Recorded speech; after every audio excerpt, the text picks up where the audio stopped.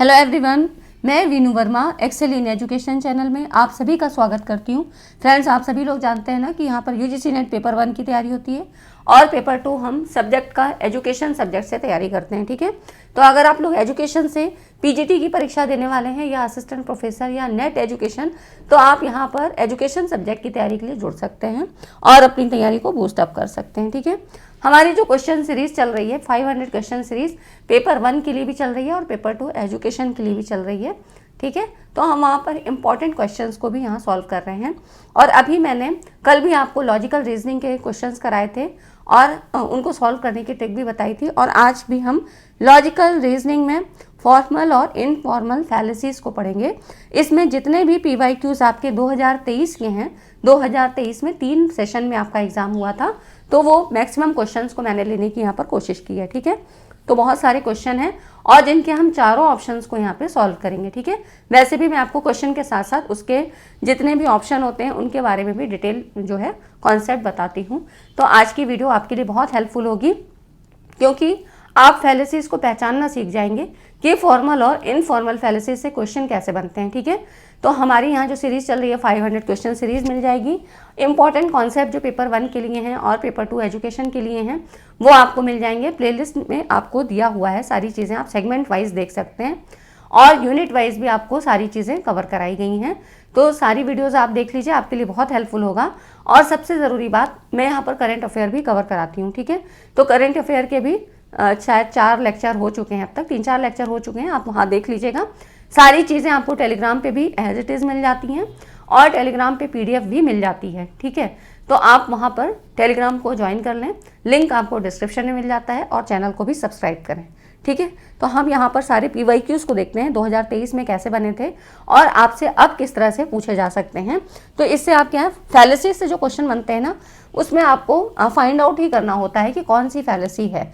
ठीक है, तो इसमें आपको उसके फीचर्स को पहचानना बहुत ज़रूरी होता है और फॉर्मल मतलब इनफॉर्मल फैलेसीज में तो बहुत सारे टाइप हैं, तो आपको वो चीज़ें पता होनी चाहिए। तो हम स्टार्ट करते हैं, चलिए, और वीडियो को पूरा देखिएगा। लास्ट में भी आपको बहुत सारे इंपॉर्टेंट कॉन्सेप्ट समझ में आएंगे। ठीक है, जो आपको बुक्स में ऐसे नहीं मिलेंगे और पढ़ने में भी समझ में नहीं आएगा। ठीक है, हम स्टार्ट करते हैं और वीडियो को लाइक एंड शेयर अपने आप करिए। देखिए, फॉर्मल फैलेसीज की बात करें, फॉर्मल मतलब औपचारिक।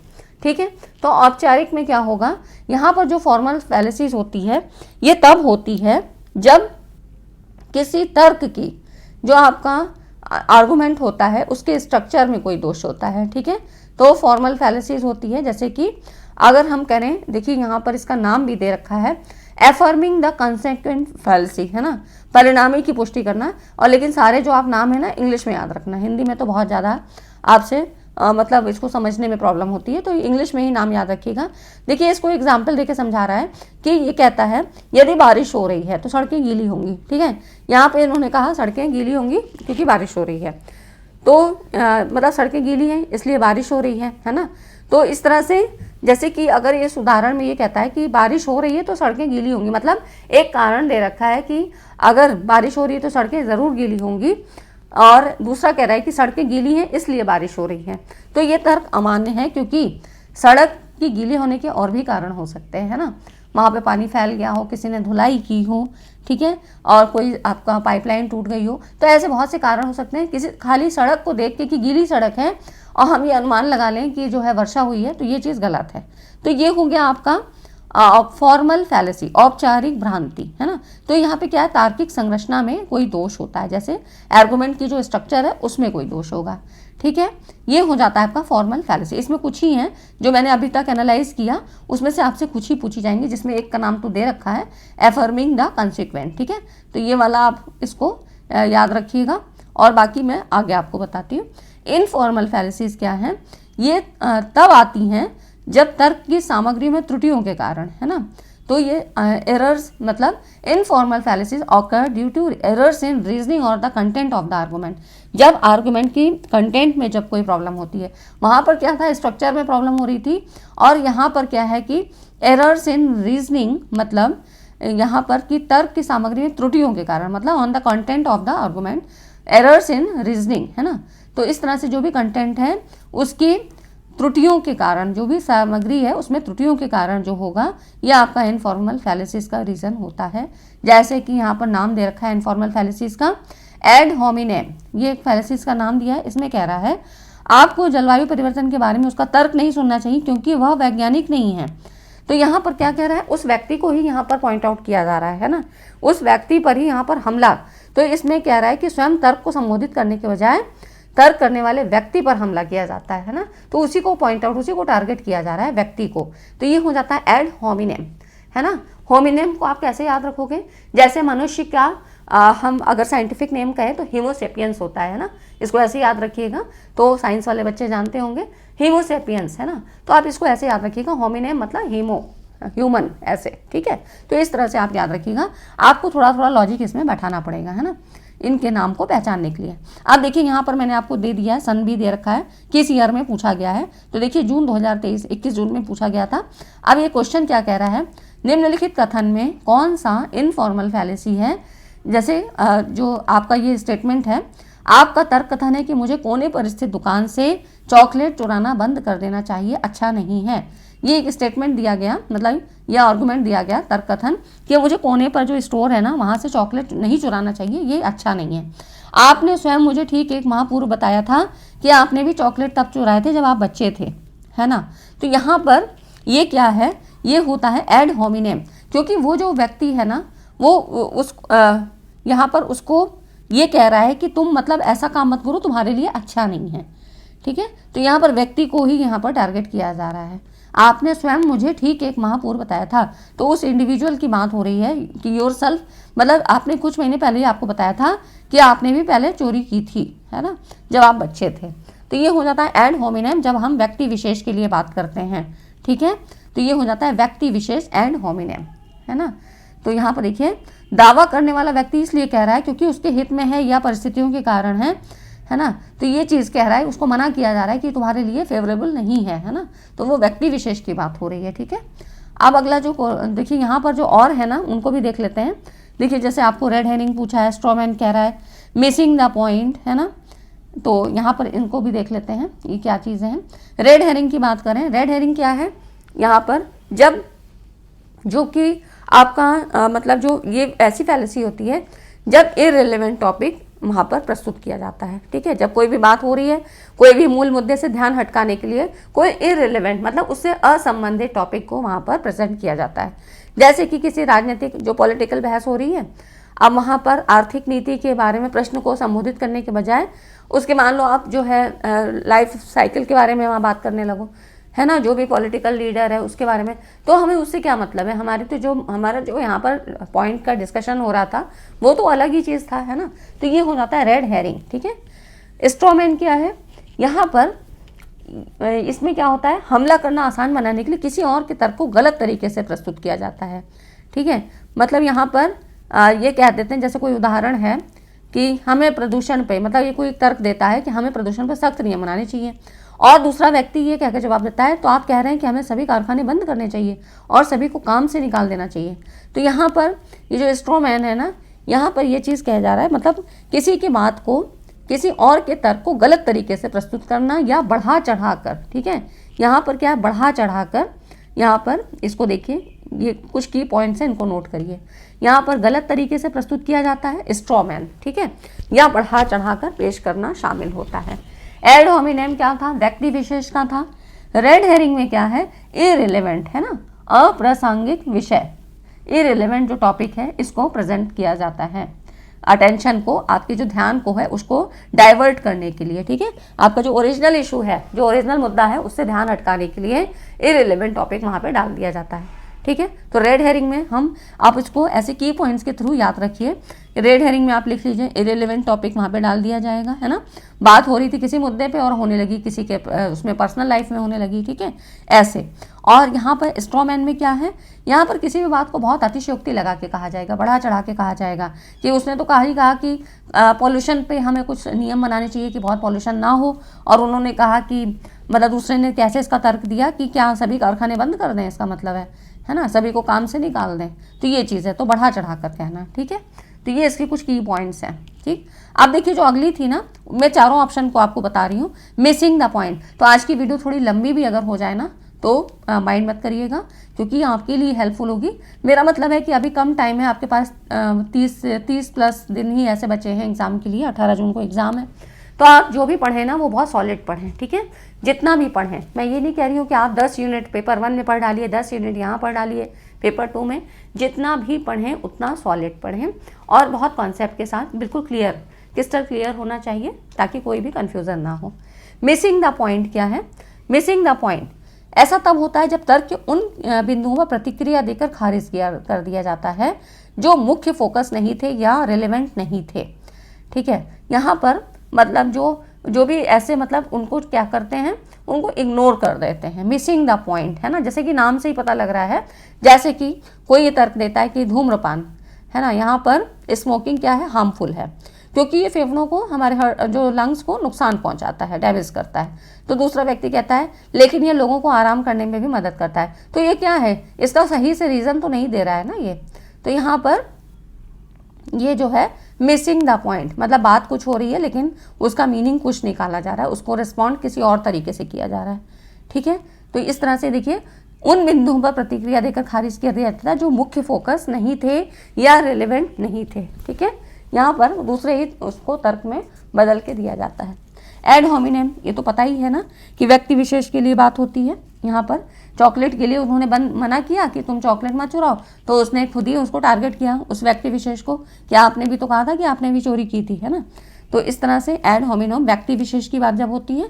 मिसिंग द पॉइंट जब हम मूल मुद्दे, मतलब जो भी बात हमको तर्क के रूप में कहनी है उस बात को ना कह के कुछ और ही यहाँ पर कह रहे हैं। ठीक है, तो यहाँ पर जो मेन फोकस और उससे रेलिवेंट नहीं है, बिल्कुल उस चीज़ को हम यहाँ पे प्रेजेंट कर रहे हैं। अब अगला जो क्वेश्चन है ना, ये भी आपका जून 2023 में पूछा है और हर बार यहाँ पर समझ लीजिए लॉजिकल रीजनिंग से आपके 6-7 क्वेश्चन आ जाते हैं। जैसे कि formal fallacy, informal fallacy, fallacy से एक क्वेश्चन आएगा ही आएगा, आर्गुमेंट से एक सवाल आ जाता है, इक्विवेलेंट वाले सवाल आ जाते हैं, स्क्वायर ऑफ ऑपोजिशन के सवाल आ जाते हैं। तो इस तरह से ये 5-6 टॉपिक हैं जिनको आप पढ़ लेंगे तो आपका यहाँ से अच्छा खासा क्वेश्चन सॉल्व हो जाएगा। ठीक है, अगला जो क्वेश्चन है इसमें कह रहा है निम्नलिखित कथन में कौन सा इनफॉर्मल फैलेसी है। जो ये कह रहा है कि जब आप मांस खाते हैं तो आप ये कैसे कह सकते हैं कि पशुओं के अधिकार होते हैं और उन्हें नहीं मारना चाहिए।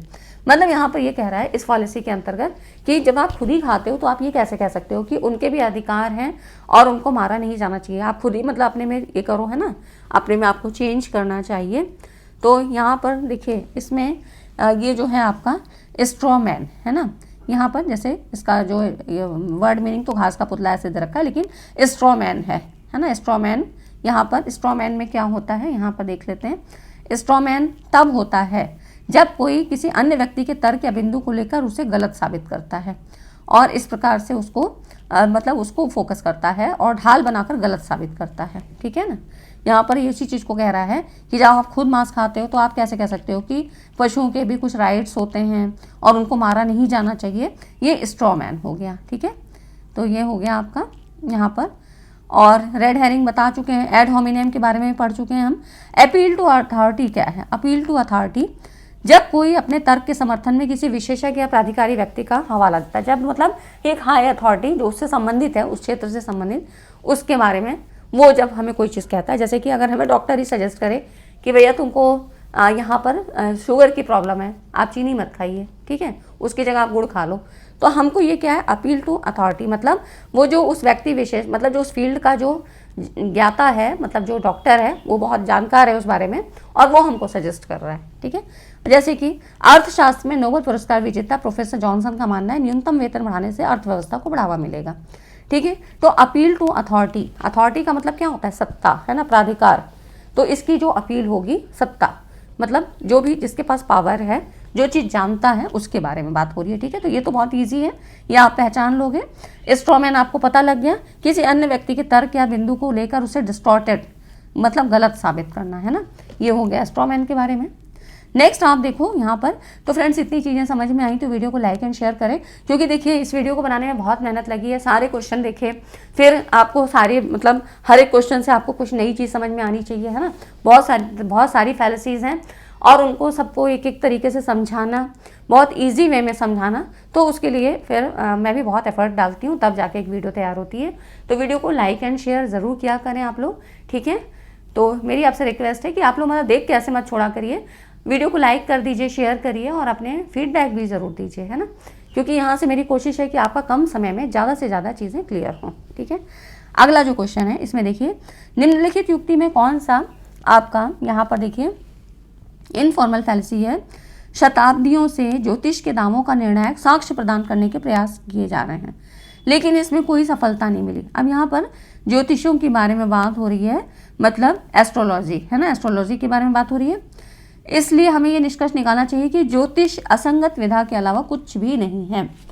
तो यहाँ पर देखिए, इसमें जो आपको ये कह रहा है कि मतलब ज्योतिष के जो दावे हैं ना, यहाँ पर निर्णायक साक्ष्य प्रदान करने के लिए प्रयास किए जा रहे हैं, लेकिन हमें सफलता नहीं मिली। यहाँ मतलब कोई भी हमें एविडेंस नहीं मिला कि एस्ट्रोलॉजी हमें सही चीज़ बताती है। तो हमें इसका क्या निष्कर्ष निकला कि ज्योतिष असंगत विधा के अलावा कुछ भी नहीं है, है ना, नथिंग बट नॉनसेंस, है ना, ये कह रहा है astrology is nothing but nonsense.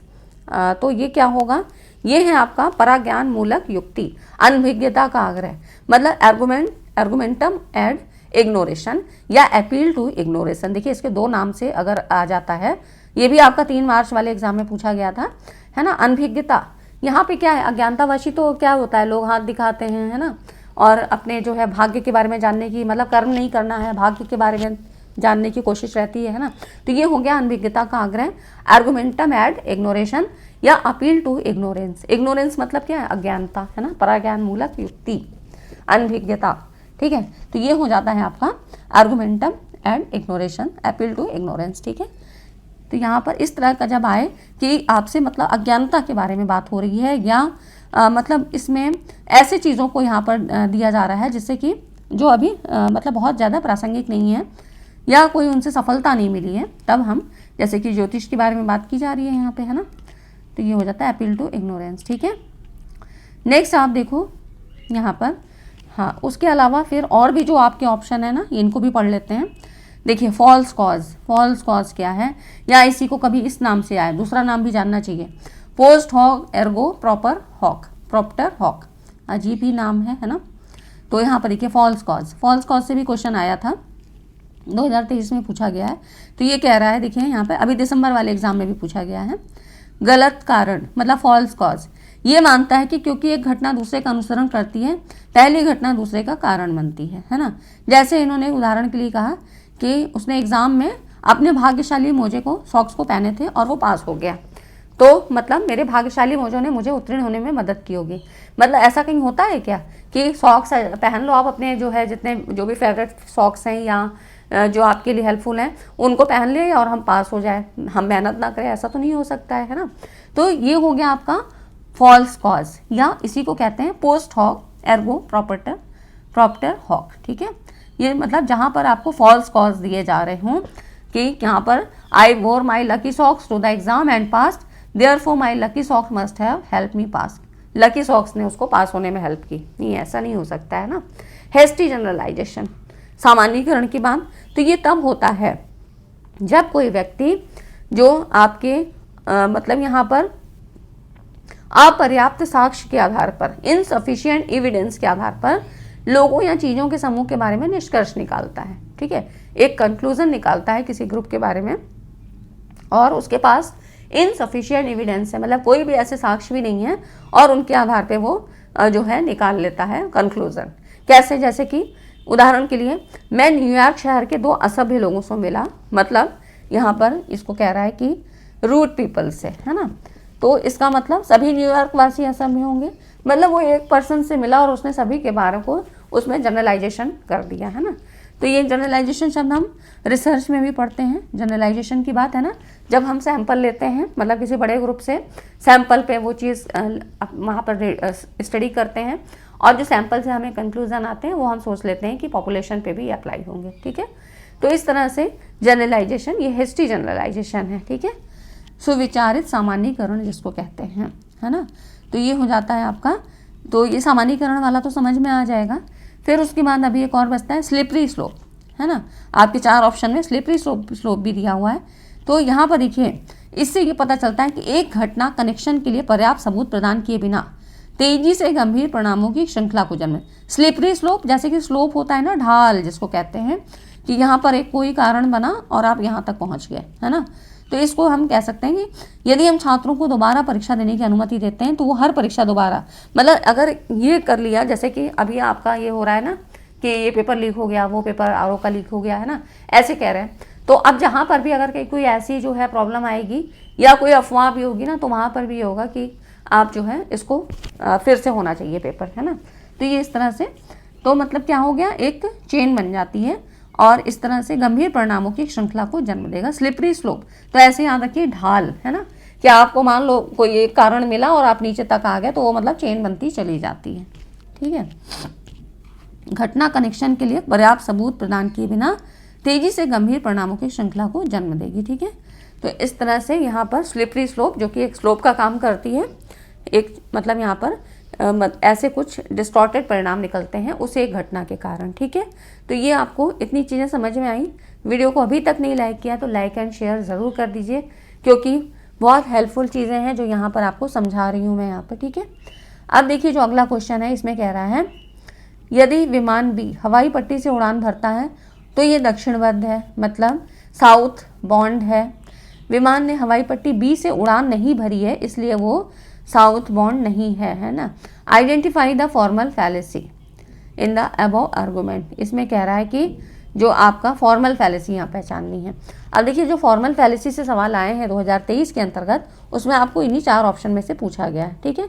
तो इनके बारे में अच्छे से समझ लीजिएगा, यहीं से आपसे अधिकतर सवाल बनेंगे। तो फॉर्मल फैलेसी है, फॉर्मल फैलेसीज की बात हो रही है। अब इसमें पूछ रहा है कि आपसे अगर मतलब यहाँ से वो बी हवाई पट्टी से उड़ान भरता है तो दक्षिणबद्ध है, और हवाई पट्टी बी से उड़ान नहीं भरी है ना, नो कह रहा है, तो अब देखिए नहीं का ऑप्शन आ रहा है, तो दक्षिणबद्ध नहीं है। तो यहाँ पर देखिए ये क्या हो जाता है, ये हो जाता है हेतु वाक्य निषेध, डिनाइंग द एंटीसीडेंट, ठीक है।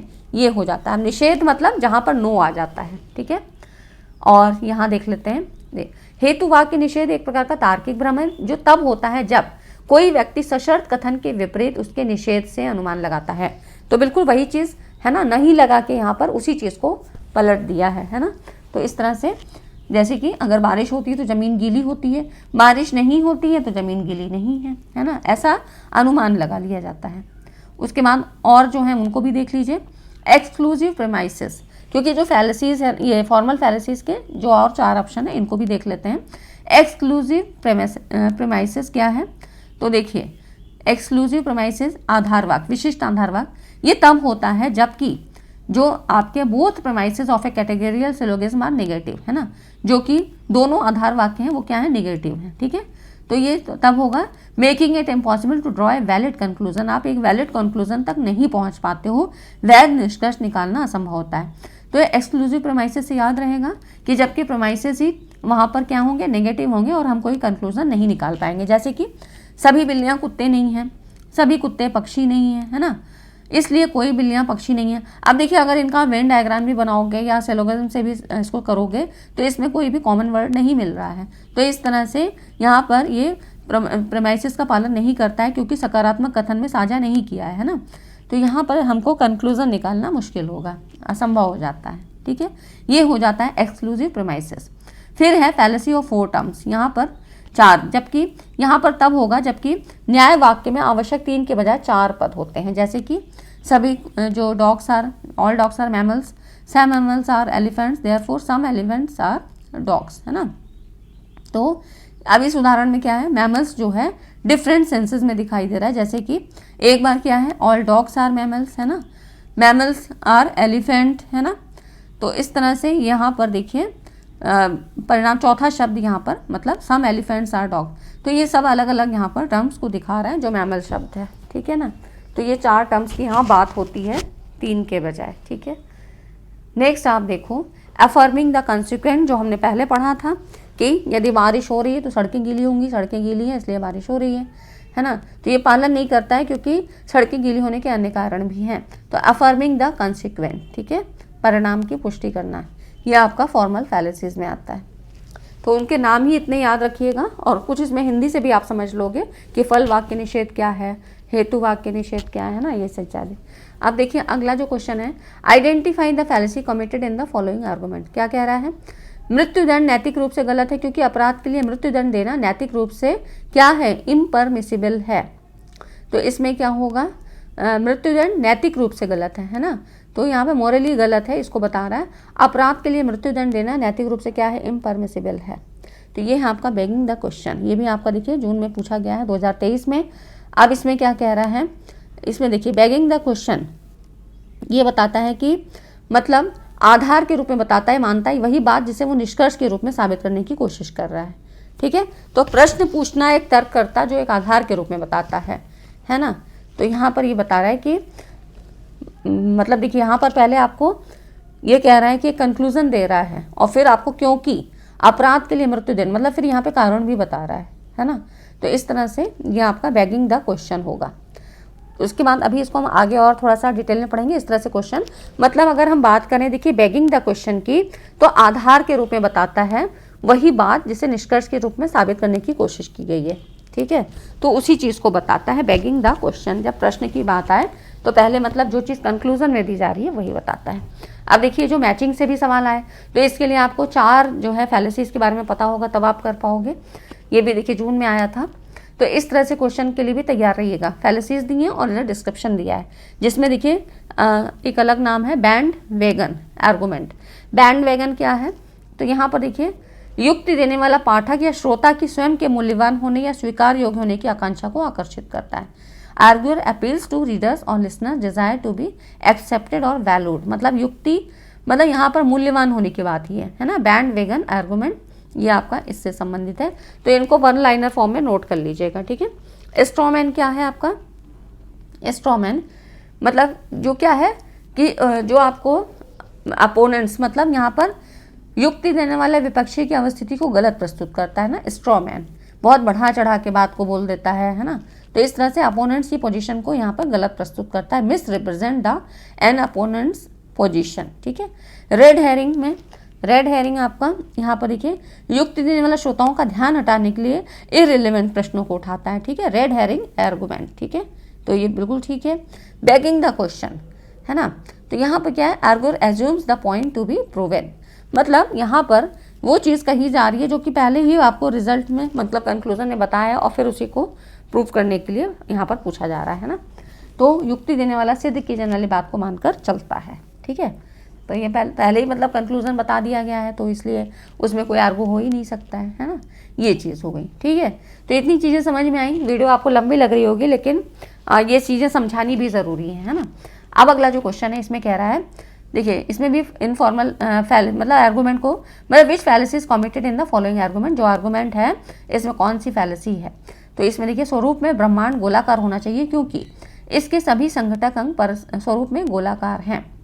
तो अब ये किससे संबंधित हुआ, क्योंकि संगठन की बात हो रही है, इसके कंपोनेंट्स कंपोजिशन की बात हो रही है। तो फैलेसीज ऑफ कंपोजिशन ये दिसंबर में आया था। ठीक है, तो ये देखिए आपका फैलेसी ऑफ कंपोजिशन वाली बात जहाँ होती है तो वहाँ पर उसके जो भी मतलब पार्ट है ना उसकी बात होती है। ठीक है, तो फैलेसी ऑफ कंपोजिशन तब होती है जब कोई मान लेता है कि जो भागों के लिए सत्य है, जो उसके पार्ट है ना उनके लिए सत्य है, तो वो क्या है एज ए होल के लिए भी सत्य होगी। अगर जैसे कि ये कोई ग्रुप है और इसमें बहुत सारे लोग हैं है ना, इस तरह से करके कई लोग हैं इसमें, तो इनमें जो क्वालिटीज़ होगी जो यहाँ पर हैं तो ये पूरे ग्रुप के लोगों के लिए भी मान लिया जाता है। ठीक है, तो जो भागों के लिए सत्य है वो संपूर्ण के लिए भी सत्य होगा है ना। जैसे किसी टीम के अलग अलग सदस्य कुशल हैं तो इसका मतलब ये नहीं कि पूरी टीम सफल होगी। ठीक है ना, तो ये जो है फैलेसी ऑफ कंपोजिशन तब होती है जब कोई ये मान लेता है कि जो भागों के लिए सत्य है वो संपूर्ण के लिए भी सत्य होगा। कंपोजिशन से मतलब आप ऐसे याद रखिए कि संगठन की बात हो रही है ना। उसके बाद देखिए अगला जो क्वेश्चन है यहाँ पर ये सुस्पष्ट है कि इस विश्व की रचना एक बुद्धिमान ईश्वर ने की थी। जरा देखिए तो ये विश्व कितनी सुव्यवस्था की विस्मयकर यात्रा को प्रदर्शित करता है। इस युक्ति में कौन सा दोष है। तो देखिए इस विश्व की रचना एक बुद्धिमान ईश्वर ने की थी है ना, ये कह रहा है। मतलब यहाँ पर पहले ही आपको बता रहा है कि मतलब पहले ही बता रहा है कि इतनी बात नोन है कि जो विश्व की रचना है बुद्धिमान ईश्वर ने की थी। अब ये देखिए ये विश्व कितनी सुव्यवस्था की विस्मयकर यात्रा को प्रदर्शित कर रहा है ना। तो ये हो जाता है आपका ये वाला जो है बेगिंग द क्वेश्चन। यहाँ पर पहले ही आपको कंक्लूजन बता दिया और फिर उसमें उसको उस चीज़ को बताने की कोशिश की जाती है। मतलब वो बेगिंग द क्वेश्चन वो है जब कोई अपने तर्क में अपना निष्कर्ष मान लेता है ना। मतलब पहले निष्कर्ष दे ही दिया, अब उसी को फिर तर्क रूप में भी दे रहा है ना। तो ये हो जाता है आपका बेगिंग द क्वेश्चन। ठीक, तो ये सब इसको थोड़ा सा ध्यान से करना है। कई बार जब आप क्वेश्चन करोगे तो सारी चीज़ें आपको पता लग जाएंगी कि बेगिंग द क्वेश्चन लोगों से थोड़ा गलत हो जाता है ना।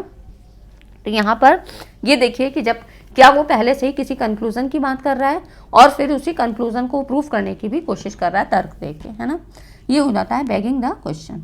नेक्स्ट आप देखो, एक फैलेसीज है, इसमें कह रहा है कि कौन सी फैलेसी आपको पहचानना है। Which fallacy is committed in the above argument. यदि आपको गर्म केक और आइसक्रीम पसंद है तो आपको निश्चित रूप से गर्म केक आइसक्रीम पसंद होगी, है ना। तो इसमें कौन सा तर्क दोष निहित है। अब गर्म केक और आइसक्रीम, है ना, यहाँ पर देखिए गर्म केक और आइसक्रीम है और यहाँ पे कह रहा है गर्म केक आइसक्रीम आपको पसंद होगी। तो ये भी हो गया आपका फैलेसी ऑफ कंपोजिशन। ठीक है, अब यहाँ पर देखो फैलेसी ऑफ कंपोजिशन और डिवीजन दोनों अपोजिट होते हैं, है ना। जैसे यहाँ पर ये दे रखा है, हेस्टी जनरलाइजेशन हमने पढ़ा है, स्लिपरी स्लोप भी हमने पढ़ा है। ये देखिए ये भी दिसंबर में पूछा गया है ना। यहाँ पर देखिए फैलेसी ऑफ कंपोजिशन तब होती है जब कोई ये मान लेता है कि जो उसके पार्ट्स के लिए सत्य है ना, जो उसके टुकड़े हैं उनके लिए सत्य है, तो वो ऐसे होल के लिए भी सत्य है ना। और फैलेसी ऑफ डिवीजन क्या है, इसके विपरीत है। ऐसा तब होता है जब ये कोई मान लेता है कि जब इस पूरे ग्रुप के लिए जो चीज़ सत्य है वो इसके जो पार्टिकल हैं इनके लिए भी सत्य होगा, है ना। तो ये हो गया इसका डिवीजन हो जाता, मतलब अपोजिट हो जाता है। ठीक है, ये हो गया आपका फैलेसी ऑफ कंपोजिशन, है ना। हेस्टी जनरलाइजेशन क्या है, हेस्टी जनरलाइजेशन का अर्थ क्या है, अपर्याप्त साक्ष्य या छोटे नमूने के आकार के आधार पर निष्कर्ष। मतलब जैसे कि वो बोला ना कि मैं वहाँ पर एक असभ्य लोगों से मिला, है ना, उस देश में जाकर असभ्य व्यक्ति से मिला, मतलब उस देश के सभी लोग क्या हैं, रूड हैं, असभ्य हैं, है ना। ये चीज़ उसने कंक्लूजन निकाला। तो ये हिस्ट्री जनरलाइजेशन मतलब कोई भी एविडेंस उसके पास नहीं है, कोई साक्ष्य ऐसे नहीं है, लेकिन उसने अपना कंक्लूजन निकाल लिया उस चीज़ को सामान्यीकरण करके, है ना। हिस्ट्री जनरलाइजेशन सुविचारित सामान्यीकरण। नेक्स्ट आप देखो अगला जो लास्ट क्वेश्चन है, इसमें भी फॉर्मल फैलेसीज है। Identify the formal फैलेसीज committed in the following argument. क्या कह रहा है सॉरी, यहाँ पर देखिए कह रहा है मानवता के समाप्त होने का एक तरीका ये है कि यदि सूर्य अपना कार्य करना बंद कर दे तो हम निश्चित रूप से विलुप्त हो जाएंगे, और यदि हम सभी विलुप्त हो जाते हैं तो इसका कारण है कि हमारे सूर्य ने कार्य करना बंद कर दिया, है ना। तो यहाँ पर ये क्या कह रहा है, कारण बता रहा है ना। तो मतलब इसमें समाप्त होने का एक तरीका ये कि यदि सूर्य अपना कार्य करना बंद करे तो हम सब विलुप्त हो जाएंगे, और यदि हम सब विलुप्त हो जाते हैं तो मतलब इसका देखिए कारण बता रहा है कि हमारे सूर्य ने कार्य करना बंद कर दिया, इसका ये रीज़न समझ में आया। तो ये क्या हो जाता है, ये हो जाता है मतलब आपको यहाँ से अपना आंसर भी मिल गया, आपको कारण भी पता लग गया। ये है आपका फल वाक्य विधान दोष, है ना। ये हो जाता है अफर्मिंग द कंसिक्वेंट। अभी हमने डिनाइंग द एंटीसीडेंट पढ़ा था, जब निषेध की बात होती है, नो की बात होती है ना। तो हमने ये सब पढ़ लिया था, एक्सक्लूसिव प्रेमाइसेस भी पढ़ा था। अब देखो इसमें आपका एक चीज़ और बचता है, एक्सिस्टेंशियल, है ना। एग्जिस्टेंशियल फैलेसी तब होती है जब कोई गलत तरीके से ये मान लेता है क्योंकि कोई कथन किसी समूह के कुछ सदस्यों के लिए सत्य है तो इसलिए वो संपूर्ण सदस्य समूह के लिए भी सत्य होगा। जैसे कि ये कहा जाता है कि कुछ बिल्लियों में स्पॉट होते हैं, है ना, कुछ कैट्स में, some cats have spots, therefore all cats have spot, तो सभी बिल्लियों में धब्बे होते हैं। तो ये क्या है कि एग्जिस्टेंशियल फैलेसी जो अस्तित्ववादी फैलेसी होती है, ये एक क्या है, एक फैलेसी है, क्योंकि जरूरी नहीं कि सभी बिल्लियों में स्पॉट हों। ठीक है, तो ये हो गई एग्जिस्टेंशियल फैलेसी, अस्तित्ववादी जो है आपकी यहाँ पर अस्तित्वपरक तर्क दोष, है ना। एक्सक्लूसिव प्रेमाइसेस हमने पढ़ लिया है, अफर्मिंग द कंसिक्वेंट मतलब फल वाक्य विधान दोष, हेतु वाक्य निषेध दोष हमने पढ़ाई, है ना। तो ये बस देखिए यही सारी चीज़ें उसमें भी दी थी जो अभी हमने फॉर्मल फैलेसी का क्वेश्चन पहले पढ़ा था। तो ये इतना समझ में आया आपको कि मतलब एक्सिस्टेंशियल फैलेसी तब होगी जब कोई गलत तरीके से ये मान ले कि कुछ सदस्यों के लिए जो बात हो रही है वो सबके लिए होगी, सभी समूह के सभी लोगों के लिए सत्य होगी, ये चीज़ सही नहीं है, है ना। तो ये हो गई अस्तित्वपरक फैलेसी। ठीक है फ्रेंड्स, तो आज की वीडियो में हम इतनी ही चीज़ों को पढ़ते हैं और आई होप बहुत सारी चीज़ें आपकी यहाँ से क्लियर हो गई होंगी, और इसी तरह से आप लिख लेते हैं। अगर आपने लिख लिया होगा तो आप बहुत सारी चीज़ों को सॉल्व कर लोगे, और नहीं तो एक दो बार देख लीजिएगा, आपकी सारी चीज़ें क्लियर हो जाएंगी। ठीक है, तो ये हो गई आज के कुछ क्वेश्चन जो कि 2023 में मैक्सिमम क्वेश्चन मैंने ले लिए हैं। ठीक है, और बस नाम ही पूछता है, अलग अलग एग्जाम्पल देके आपसे नाम पूछे जाते हैं, बस इतना ही करना है। ठीक है फ्रेंड्स, वीडियो कैसी लगी? अच्छी लगी तो लाइक एंड शेयर करिए। मिलते हैं अगली वीडियो में, तब तक के लिए चैनल पे बने रहिए। Thanks for watching this video.